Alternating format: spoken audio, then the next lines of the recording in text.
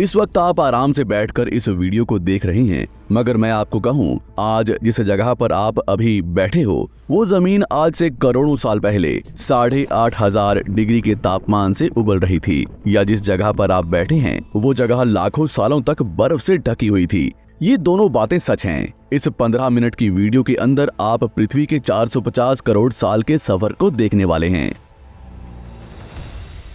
जिस जगह आज हमारा सौरमंडल है वहां विभिन्न प्रकार की गैस और धूल के बादल हुआ करते थे।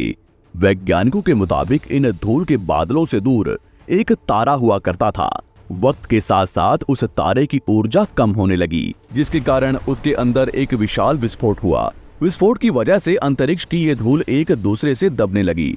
इस दौरान बादलों में स्थित धूल के कण दबाव और गर्मी के कारण बड़े उल्कापिंड और पत्थरों में परिवर्तित हो चुके थे, और इसी दबाव की वजह से इन बादलों में स्थित रेडियो एक्टिव पदार्थ ने ग्रेविटी का निर्माण किया।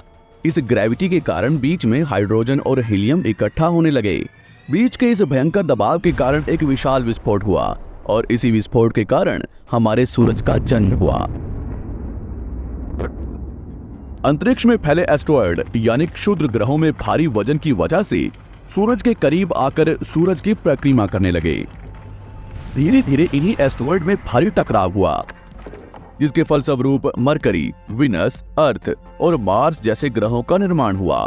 वैज्ञानिकों के मुताबिक उस वक्त पृथ्वी और मार्स यानी मंगल ग्रह के बीच थिया नामक ग्रह सूरज की परिक्रमा किया करता था। पृथ्वी पर ग्रेविटी होने की वजह से सूरज की परिक्रमा करने वाले एस्टेरॉयड अब पृथ्वी की परिक्रमा करने लगे, और धीरे धीरे करोड़ों सालों तक ये पृथ्वी पर गिरते रहे। और ऐसी घटना हमारे पड़ोसी ग्रह थिया पर भी हो रही थी, जिसके कारण थिया पृथ्वी के और करीब आने लगा और आकर पृथ्वी से टकराया। इस भयंकर टकराव की वजह से पृथ्वी के हिस्से कणों के रूप में अंतरिक्ष में फैल गए और एक रिंग्स की तरह पृथ्वी की परिक्रमा करने लगे। इन्हीं परिक्रमा करते हुए कणों में टकराव होने लगा, जिसके कारण हमारे चांद का निर्माण हुआ। उस वक्त पृथ्वी पर सिर्फ एक ही समुद्र हुआ करता था, और वो था 1900 डिग्री सेल्सियस की तापमान पर उबलते हुए लावे का। उबल रही थी वो सारी चीजें जिसे आज आप अलग अलग नाम से जानते हैं। वक्त के साथ साथ पृथ्वी धीरे धीरे ठंडी हो रही थी, जिसके कारण पृथ्वी के भारी तत्व जैसे धातु और रेडियो एक्टिव पदार्थ पृथ्वी के केंद्र में जाकर इकट्ठा हो गए, और हल्के पदार्थ पृथ्वी की सतह पर आ गए। लाखों सालों तक पृथ्वी पर उल्कापिंडों की बरसात हुई, और इन गिरते हुए उल्कापिंडों में जमा था नमक, मिनरल्स और पानी। करोड़ों सालों तक इन उल्कापिंडों की बरसात होती रही, और धीरे धीरे पृथ्वी की ऊपरी सतह पानी से ढकने लगी। वैज्ञानिकों के मुताबिक यही वो वक्त था जब दूर गहरे पानी के अंदर निकलते ज्वालामुखियों से पहली बार सूक्ष्म जीवों का निर्माण हुआ। लाखों सालों बाद एक वक्त ऐसा आया जब पृथ्वी की पूरी सतह पानी से ढक चुकी थी। हमारी पृथ्वी के सबसे अंदर का कोर रेडियो एक्टिव पदार्थ से बने होने की वजह से हरदम गर्म होता रहता है, लेकिन जब भी पृथ्वी की ऊपरी जमीन ठंडी हो जाती है तब पृथ्वी के अंदर की गर्मी बाहर नहीं निकल पाती, जिसके कारण ज्वालामुखियों का निर्माण होता है। और उस वक्त कुछ ऐसा ही हुआ। पानी से ढकी हुई पृथ्वी पर हजारों की तादाद में ज्वालामुखी निकलने लगे, और आने वाले लाखों सालों तक इन ज्वालामुखियों का निकलना जारी रहा, जिससे पानी के ऊपर जमीन का निर्माण हो रहा था। इस वक्त भी पृथ्वी पर वातावरण ना होने की वजह से अंतरिक्ष से उल्कापिंडों की बरसात हो रही थी। आज से लगभग 300 करोड़ साल पहले पृथ्वी पर ऐसा वक्त आया जब पृथ्वी का वातावरण लगभग स्थिर होने लगा था। ज्वालामुखी निकलने धीरे हो गए थे, और पृथ्वी का एक दिन 12 घंटे का हुआ करता था। साल बीतते गए, और धीरे धीरे ये सूक्ष्म जीव विकसित होते गए और समूह में रहने लगे। आज से लगभग 250 करोड़ साल पहले पहली बार पृथ्वी पर ऐसे जीवों का निर्माण हुआ जो जीने के लिए ये पानी के अंदर के मिनरल्स यानी खनिज पदार्थ और धूप का इस्तेमाल करते थे, और मल त्याग के रूप में ऑक्सीजन बाहर निकालते थे। इस वक्त तक पृथ्वी पर ज्यादातर ज्वालामुखी निकलने बंद हो चुके थे, और इन माइक्रोबैक्टीरियाज की वजह से वातावरण में ऑक्सीजन की मात्रा बढ़ रही थी। वातावरण में ऑक्सीजन बढ़ने की वजह से पृथ्वी का वायुमंडल बनना शुरू हुआ, और आने वाले हजारों सालों तक वातावरण में ऑक्सीजन की मात्रा बढ़ती रही, जिसकी वजह से पृथ्वी के ज्यादातर हिस्सों में ये सूक्ष्म जीव फैल गए। हजारों सालों बाद एक वक्त ऐसा आया जब पृथ्वी में ज्यादा ऑक्सीजन बढ़ने के कारण ये सूक्ष्म जीव मरने शुरू हो गए। उस वक्त तक पृथ्वी का वातावरण ठंडा होने के साथ साथ ऑक्सीजन से भी भर चुका था, जिसके कारण जमीन और वातावरण में स्थित आयरन यानी लोहे के मिनरल्स पानी में स्थित ऑक्सीजन से रिएक्ट होने लगे और एक वक्त ऐसा आया जब पृथ्वी की जमीन आज के मार्स के जैसे लाल हो चुकी थी। वक्त बीतने के साथ साथ धरती की टेक्टोनिक प्लेट्स में दरार होने लगी, जिसके कारण पृथ्वी के अंदर का लावा जमीन की तरह कई लाखों सालों तक खुला उबलता रहा और यही वो कारण था जिसके कारण पृथ्वी के वातावरण में कार्बन डाइऑक्साइड की मात्रा बहुत बढ़ गई और पृथ्वी पर एसिड की वर्षा शुरू हो गई। एसिड रेन की वजह से पृथ्वी का तापमान घटने लगा और तापमान इतना घटा कि पृथ्वी के ऊपर स्थित पानी बर्फ में परिवर्तित होने लगा। पृथ्वी पर पहली बार भयंकर आइस एज आया। इस वक्त पूरी पृथ्वी सफेद बर्फ से ढक चुकी थी। आमतौर पर जब धरती पर सूरज की किरणें गिरती हैं, तब जमीन उन किरणों को सोख लेती है, मगर क्योंकि पूरी पृथ्वी बर्फ से ढक चुकी थी और क्योंकि बर्फ सफेद और चमकीली होती है, जिसके कारण सूरज की किरणें धरती पर गिरने के बाद वापस चली जाती थी। इसी कारण से पृथ्वी कई लाखों सालों तक बर्फ से ढकी रही, मगर फिर से पृथ्वी के अंदर स्थित गर्मी ज्वालामुखी के रूप में निकलना शुरू हो गई और इन ज्वालामुखियों से निकलने वाली गर्मी ने बर्फ को पिघलाना शुरू कर दिया। इसी बीच पृथ्वी की गहराई में बचे कुछ सूक्ष्म जीव धीरे धीरे बदल रहे थे और अब वो ऑक्सीजन को अपने शरीर को बड़ा और जटिल बनाने के लिए इस्तेमाल करने लगे थे। इस बीच पानी में अलग से भी छोटे समुद्री पौधे निकलने शुरू हो चुके थे।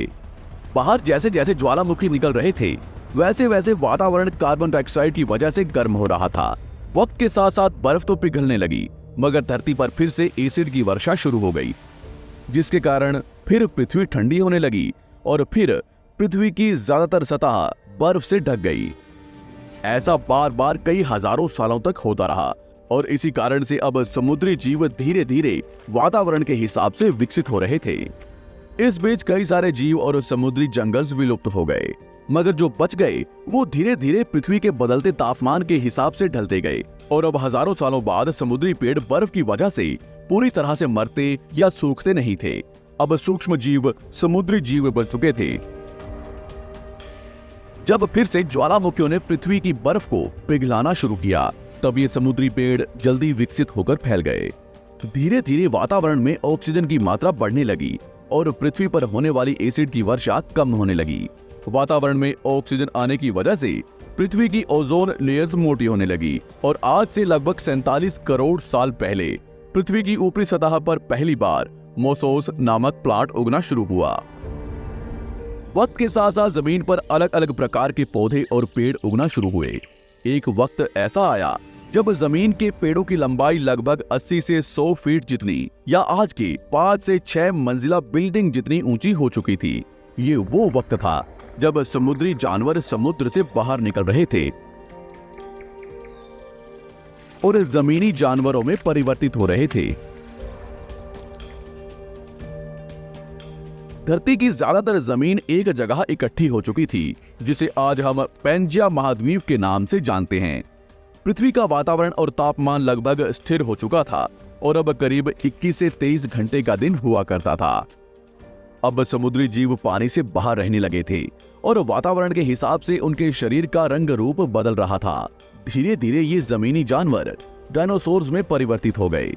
जिन डायनासोर्स ने पेड़ पौधे खाने शुरू कर दिए, उनका शरीर लंबा और विशाल रूप से विकसित होने लगा। कुछ डायनासोर्स शिकार किया करते थे, जिसके कारण वे छोटे और तेज होते चले गए।